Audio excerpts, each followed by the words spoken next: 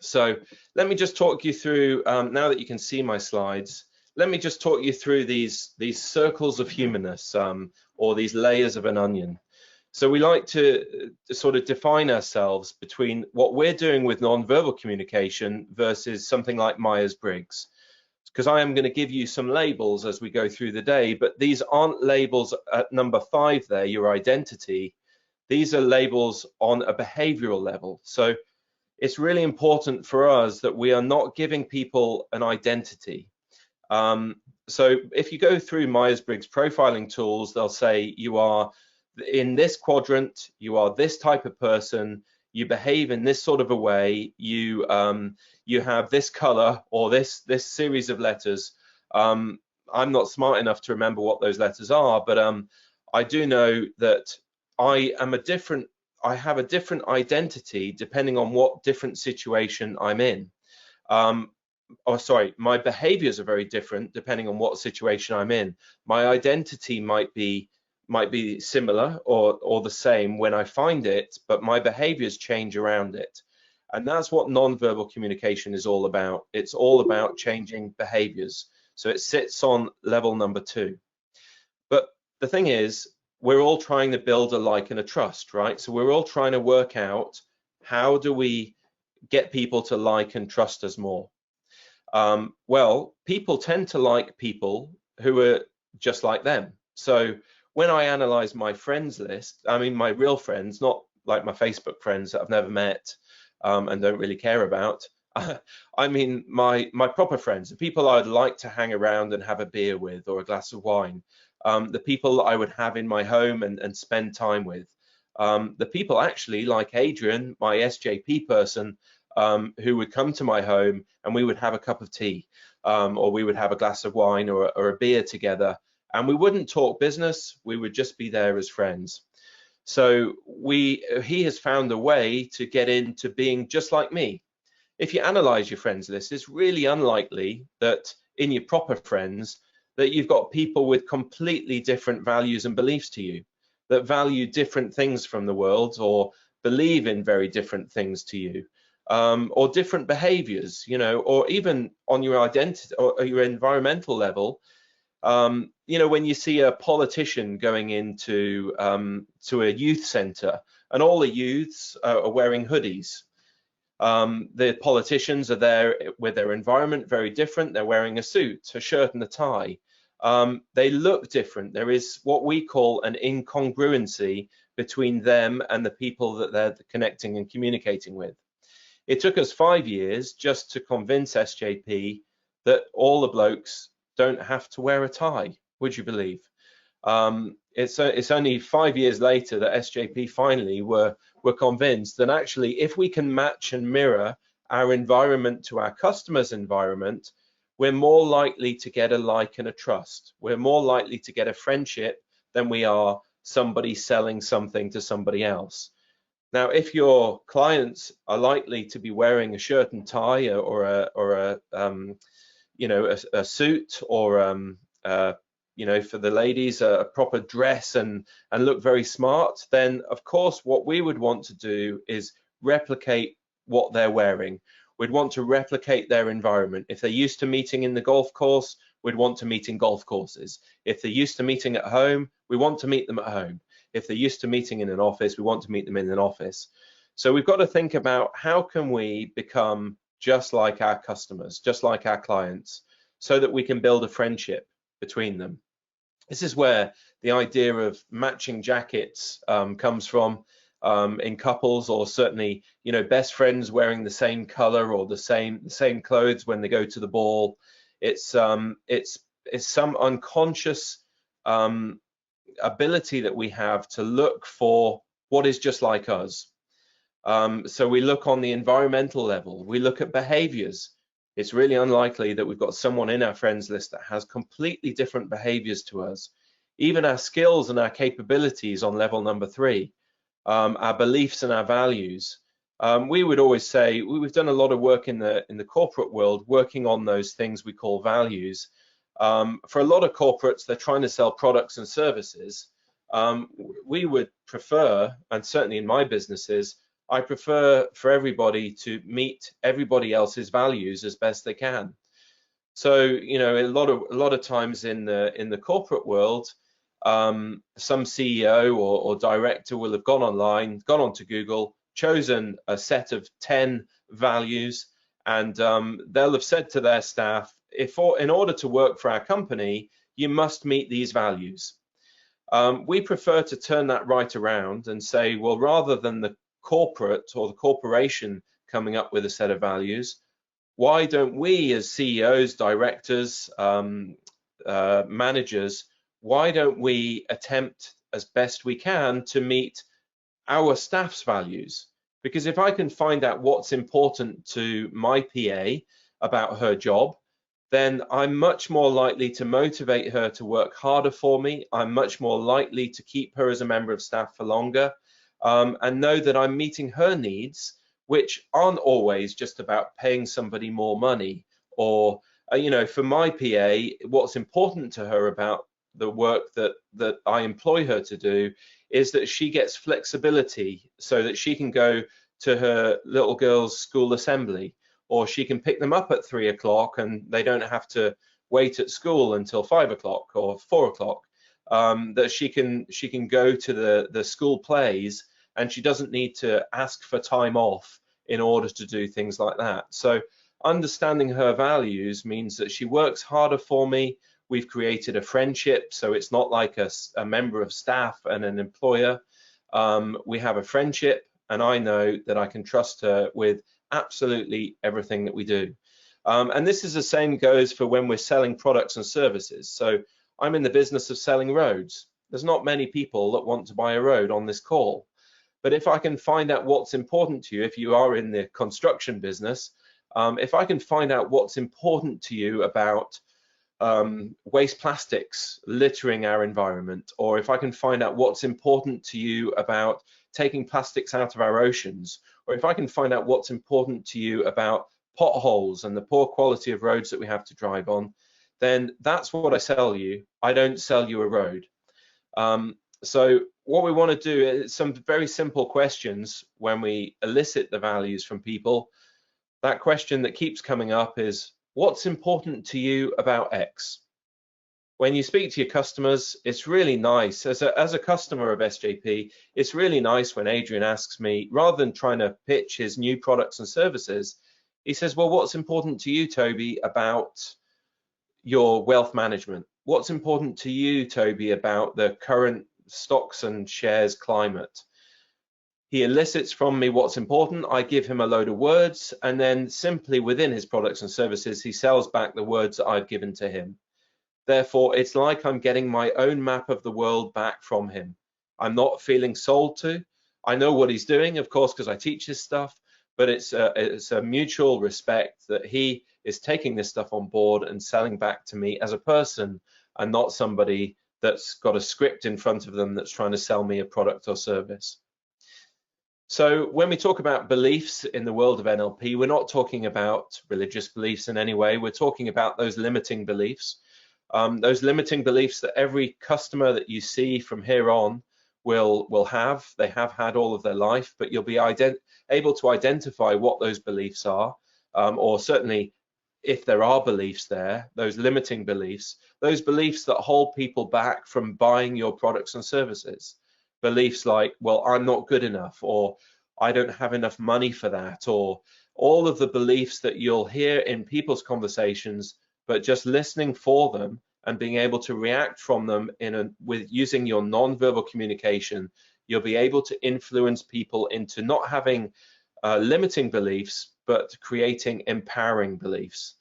And that's what all of your customers really want at the end of the day. They want us, we want you to understand what our values are, what's most important to us, what we would like to have happen with our finances, with our money, and then we want you to instill in us some empowering beliefs that you're the right person to look after our money, to care for our money, to treat it like it was your own, and to build that money up into a portfolio that makes us money, right?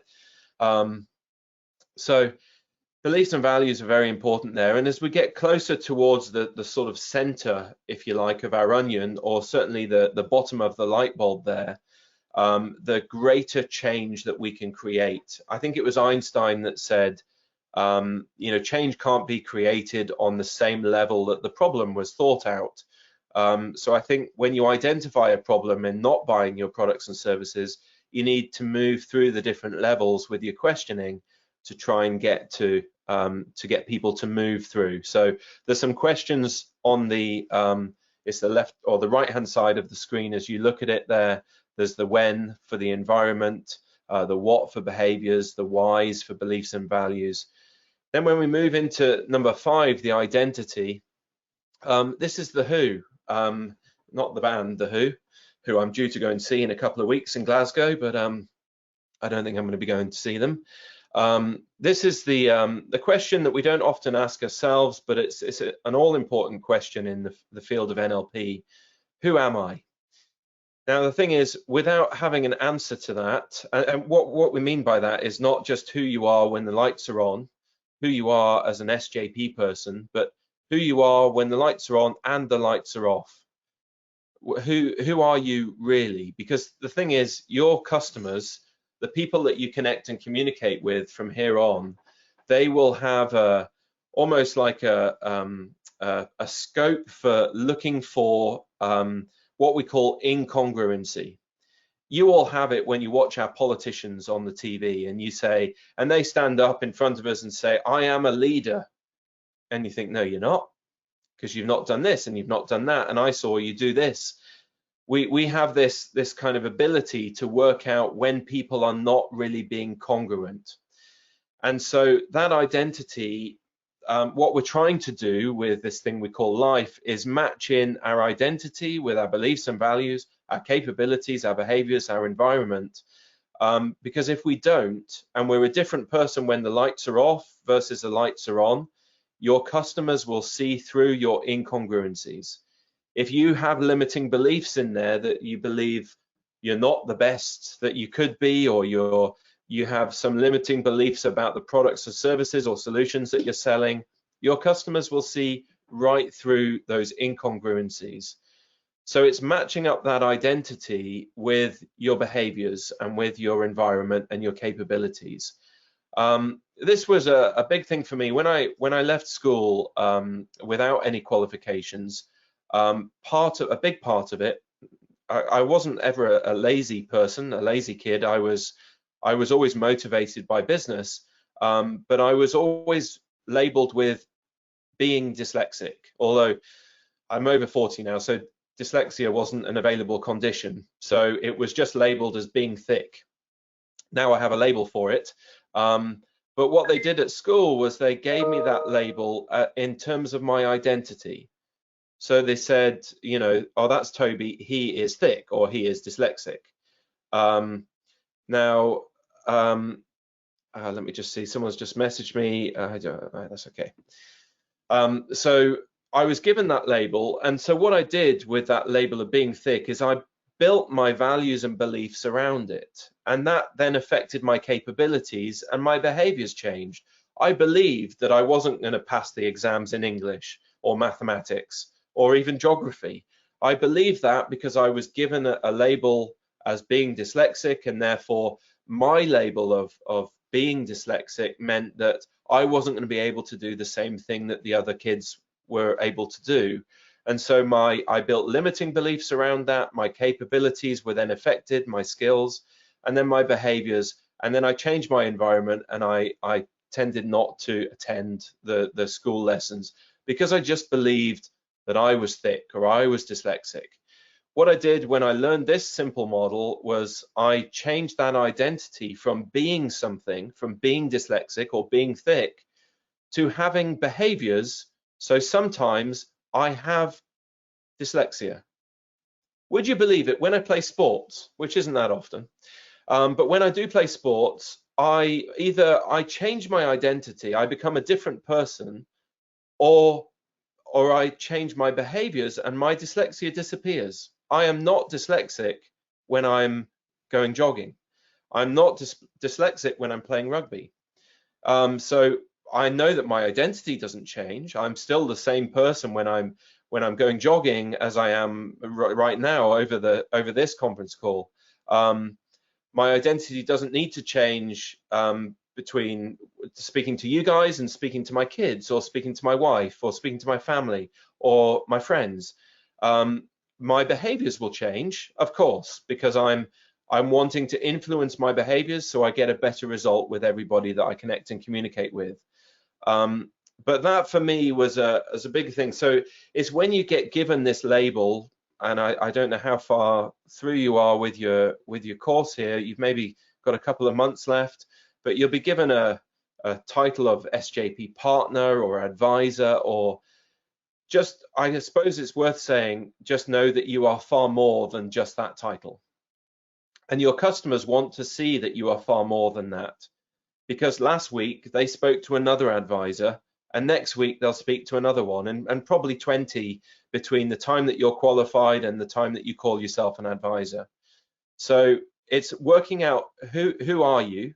And I know that sounds a bit of a hippie question, but who are you when the lights are on, when you're given a label as an advisor, and when the lights are off? If you can try and stick your beliefs and your values into that identity, your skills and capabilities to match with that identity, and your behaviors to match, then it's more likely that you're going to be seen with congruency rather than incongruency. And people will like and trust you more if they have a congruency from you. If you walk the talk, you don't just talk and then walk in a different way. So that's the identity piece around it. So you can match your behaviors around your identity. And then the final piece there, usually in the core, in the center of our onion, we call it purpose. We tend to find those who are most successful, those that we admire, those that we follow, our real leaders, if you like, those that we wish to be like, that we aspire to be like. Certainly from a business perspective, we tend to find those with a purpose. They're not just here for profit, although profit being very important, but they mix purpose with it. I think businesses of the future, from here on, I believe the successful businesses are those with both a very strong purpose, and they combine it with profit. Those that just go for profit, they'll be bust within a year. Like 86% of the businesses that start today, they'll go bust within a year. Those with just a purpose, well, we all know people like that. Unless they combine profit with it, then there's lots of sticking blocks, there's lots of barriers that are put in their way for them to fulfill that purpose. But I think purpose and profit are powerful human motivators for change. And that's what people of the future, people from today and in the future, are buying. They're buying into businesses with a high purpose and also mixing in that profit.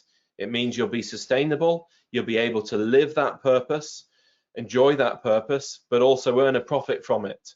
And I think that's where we should be going.